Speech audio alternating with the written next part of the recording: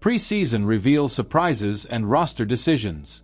The Celtics' final preseason game, a narrow loss to the Raptors, brought much more than just the scoreline. With Drew Holiday and Sam Hauser resting, coach Joe Mazzulla used this game to give us a glimpse of where his reserves stand in the battle for minutes in the final rotation. And what was seen on the court revealed a lot about who's rising in the team and who's falling behind.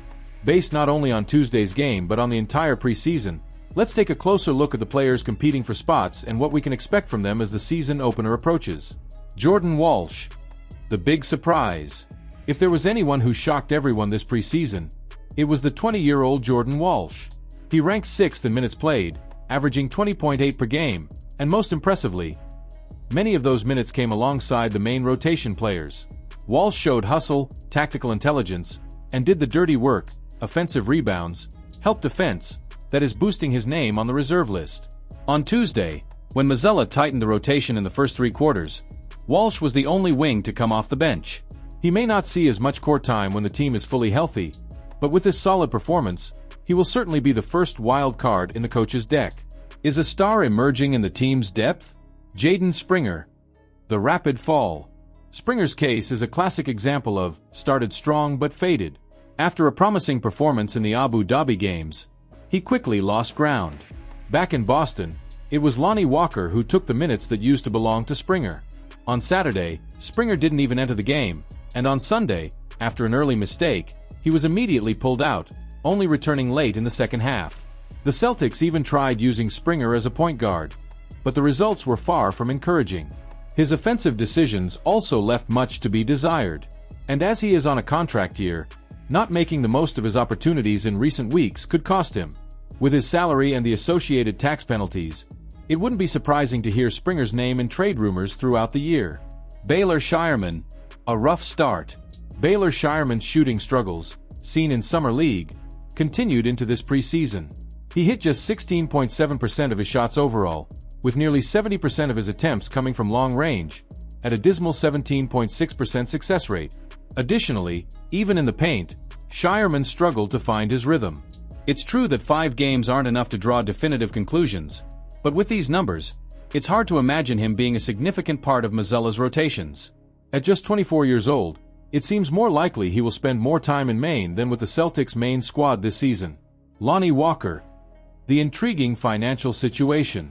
Lonnie Walker had a strong weekend in Boston but was rested in the final preseason game.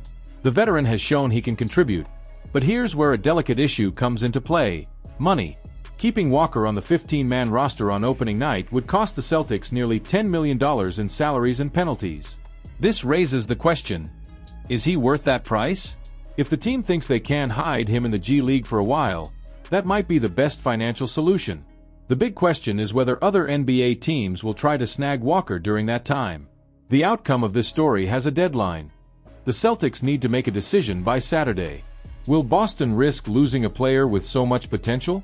Why cutting Lonnie Walker isn't the end of the world. Lonnie Walker's DNP-CD did not play, coach's decision, in the Celtics' final preseason game might have been a sign of what's to come. And it has Celtics fans on edge.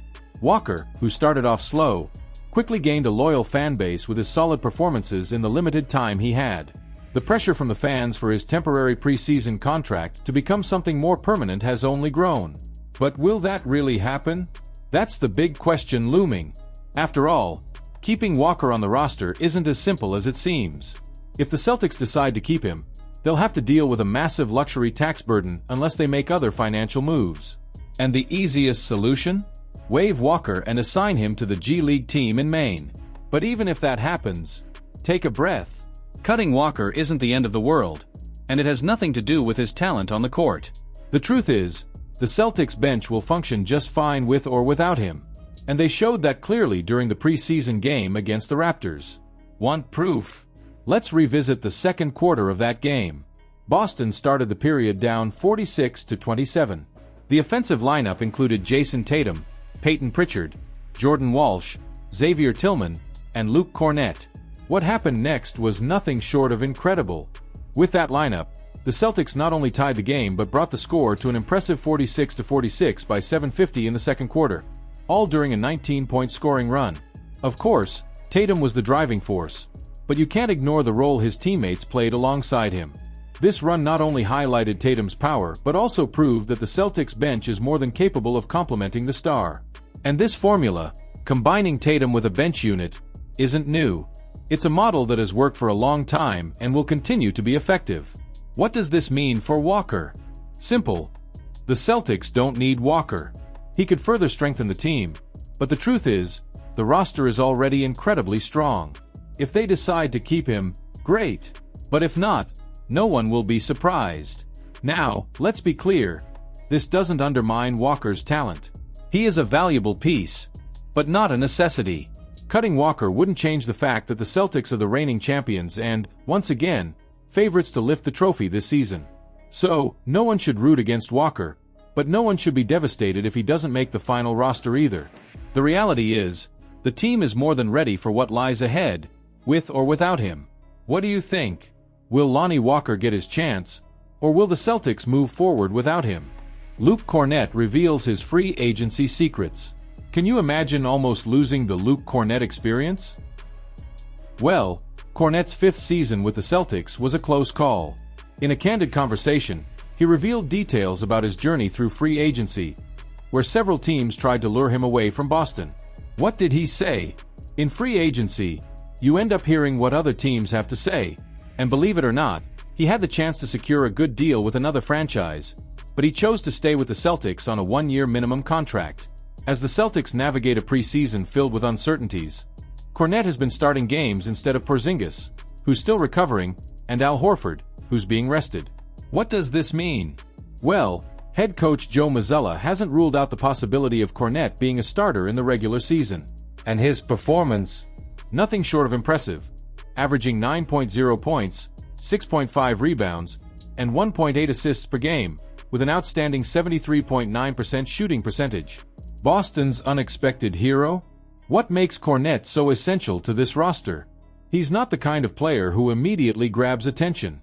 Tall, lanky, a bit awkward. It took time for many fans to see Kornet's true potential. But behind that appearance is a player who has been crucial in 2 finals runs and with 3 different coaches. Beyond his on-court skills, he keeps the team connected off the court with his unique sense of humor. I knew it would be hard to go somewhere else, he admitted. Boston is my home. My family is here. And to be honest, the last 5 years have made it really hard to think about playing anywhere else. The secret behind Kornet's success. Many people don't know, but Kornet is much more than a typical big man. During his time with the Maine Celtics, he sharpened his game, moving closer to the paint and becoming a master of shot blocking and smart plays. Ross McMains, assistant coach for Boston, said, "A lot of the things Kornet does now, NBA teams are teaching, but he was already doing them purely from basketball IQ and reading defensive coverages. This knowledge has made him an essential piece for the Celtics."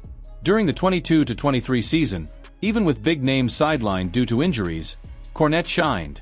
His ability to play alongside the starters and adapt to different lineups allowed Boston to win all 7 games in which he started. Kornet's future with the Celtics. Will we see Kornet taking on a bigger role this season? He's already proven his value in the preseason, especially against Nikola Jokic, the current MVP, in Abu Dhabi. Kornet held his ground, competing toe-to-toe and grabbing an impressive 11 rebounds.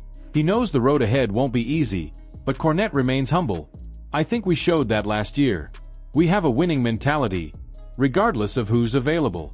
And I'm ready to help the team win, whether as a starter or coming off the bench.